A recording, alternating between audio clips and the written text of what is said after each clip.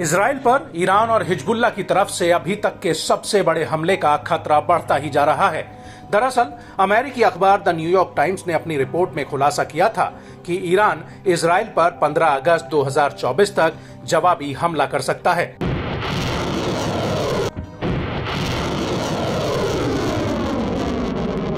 लेकिन इस सब के बीच इजराइल के उत्तरी बॉर्डर पर हिजबुल्ला ने कोहराम मचा रखा है और अब ऐसा लग रहा है कि इजराइल के ऊपर ईरान और हिजबुल्ला की तरफ से डबल अटैक होने जा रहा है। दरअसल इजरायली सेना को इस बात की पुख्ता जानकारी मिल चुकी है कि हिजबुल्ला की राडवान फोर्स उत्तरी इजराइल पर जमीनी हमला करने की तैयारी कर रही है। आईडीएफ का कहना है कि राडवान फोर्स के पास उत्तर में घुसकर सेटलमेंट्स में अपना झंडा लहराने और उस इलाके को आग के हवाले करने की ताकत है और ऐसे में हिजबुल्ला को किसी भी सूरत में हल्के में नहीं लिया जाना चाहिए।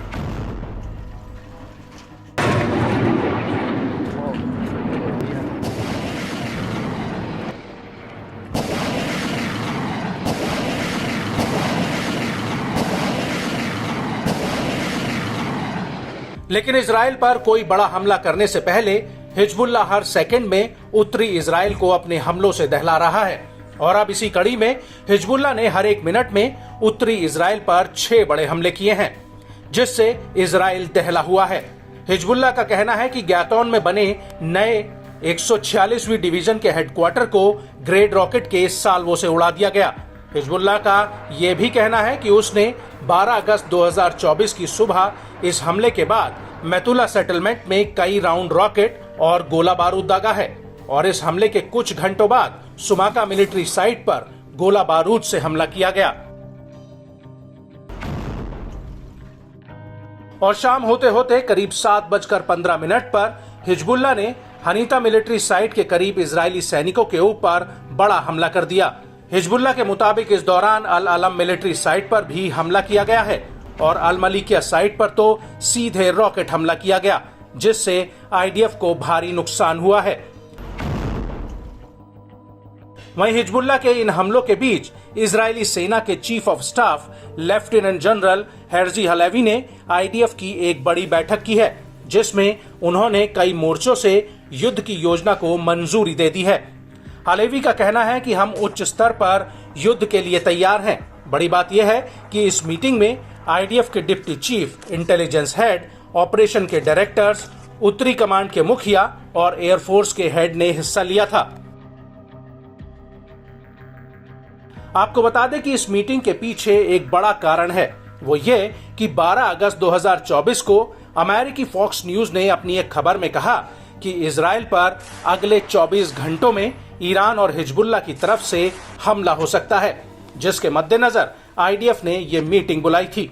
इसको लेकर इजराइल के रक्षा मंत्री योव गैलेंट का कहना है कि हम सतर्कता और तैयारी के दौर में हैं। तेहरान और बेरूत से खतरा हकीकत में कभी भी बदल सकता है और सभी को इसके बारे में तैयार रहने के लिए बताना जरूरी है। और सतर्कता का मतलब ये नहीं कि हम खौफ और दहशत में हैं।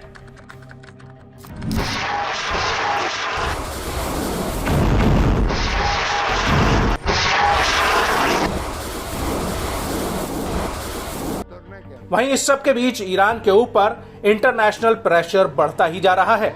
ब्रिटेन, फ्रांस और जर्मनी ने संयुक्त रूप से एक बयान जारी करके ईरान को चेतावनी दी है कि वो इजराइल पर हमला न करे, जिससे पूरा इलाका एक बड़े युद्ध की चपेट में आ सकता है।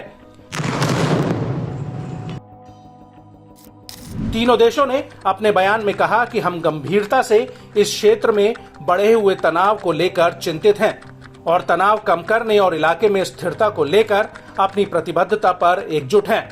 इस परिप्रेक्ष्य में और विशेषकर हम ईरान और उसके सहयोगियों से कहते हैं कि वो हमला करने से बचें, जिससे इलाके में और ज्यादा तनाव न भड़के और गाजा में युद्ध विराम के मौके और इजरायली बंधकों की रिहाई की बातचीत लड़खड़ा न जाए।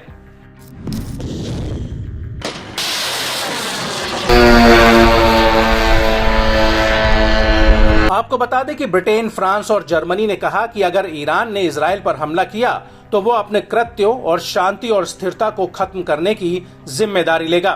हालांकि इतना सब होने के बावजूद ईरान के विदेश मंत्री अली बागेरी कानी ने चीन के विदेश मंत्री वांग यी से साफ कह दिया है कि ईरान के पास उपयुक्त जवाब देने और रोकने का अधिकार है।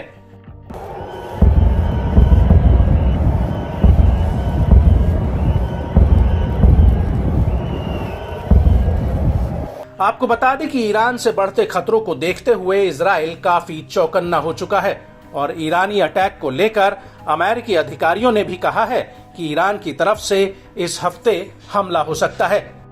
इसको लेकर अमेरिकी राष्ट्रपति भवन के प्रवक्ता जॉन किर्बी का कहना है कि हमारी चिंता साझा है और हम अपने इजरायली समकक्ष को बताना चाहते हैं कि ये इस हफ्ते हो सकता है।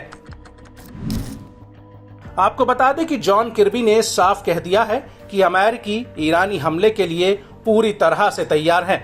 किर्बी के मुताबिक हालिया दिनों में अमेरिका ने मिडिल ईस्ट में अपनी मौजूदगी को और ज्यादा बढ़ाया है और ये मौजूदगी 13 से 14 अप्रैल 2024 को हुई इजराइल पर हमले से भी ज्यादा है। अमेरिका का कहना है कि हम इजराइल के ऊपर दोबारा अप्रैल जैसा हमला देखना नहीं चाहते हैं, लेकिन अगर ये होता है तो अमेरिका इजराइल की रक्षा करेगा।